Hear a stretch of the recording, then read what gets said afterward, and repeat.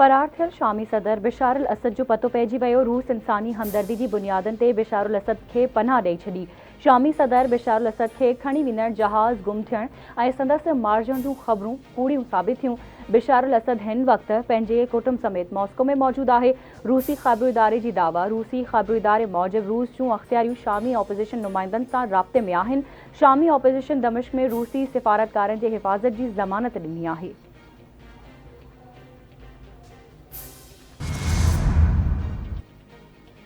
शामी सदर बिशार अल असद जे हुकुम जो ख़ात्मो थी चुको आहे। खेसि जवाबदेह थियणो पवंदो। इक़्तिदार जी मुंतक़िली ताईं शामी ग्रुपनि सां गॾिजी कमु कंदासीं। अमरीकी सदर जो बाइडन जो वाइट हाउस में ख़िताब चयाईं, शाम जे पाड़ेसरियुनि जी हिमायत कयूं था। ईंदड़ ॾींहनि में इलाइक़ाई अॻवाननि सां ॻाल्हियूं कबियूं ऐं अॻवान मोकिलींदासीं।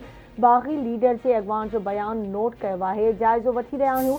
शाम में ख़तरे ऐं ग़ैर यकीनी वारी सूरतहाल आहे। अमरीका जो नओं चूंडियल सदर डोनाल्ड ट्रम्प चवे थो, चाहियूं था त नेतन्याहू ग़ज़ा जंग ख़त्म करे, पर फतह ज़रूर थियणु घुरिजे। नेतन्याहू ते ग़ज़ा जंग ख़त्म करण ते दबाव ऐं ज़ोर विधो वेंदो।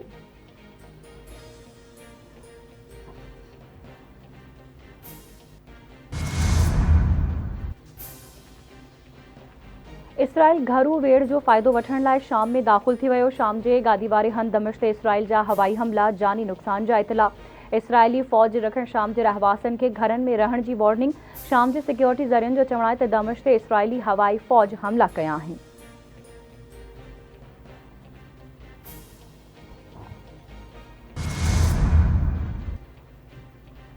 अमरीका ऐं तुर्किया जो शाम जे वेढ़ा ग्रुपनि सां राब्तो जारी रखण ते इतफ़ाक़। अमरीका जे बचाव वारे वज़ीर जो तुर्क जे अहम मनसब सां फ़ोन ते राब्तो। शाम जी सूरतहाल ते तफ़सीली ॻाल्हियूं। ॿिन्ही अॻवाननि शाम में मुख़ालिफ़ धुर ग्रुपनि जी हैसियत खे अहमियत हासिल हुअण खे अहम क़रार ॾिनो।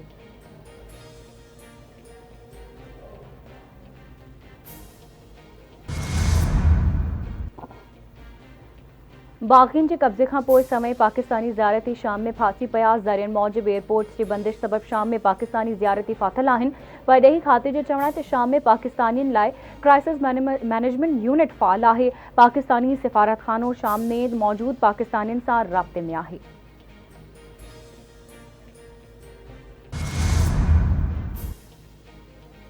पनियाकिल भरिसां बाइजी थाणे जी हद मां नौजवान जो लाश हथ ॻोठ कोट बुला भरिसां हथायल लाश पुलिस ताल खे अस्पताल पहुचायो। लाश जी सुञाणप ॻोठ साहिब ख़ान कोराई वासी वलीद कोराई नाले सां थी।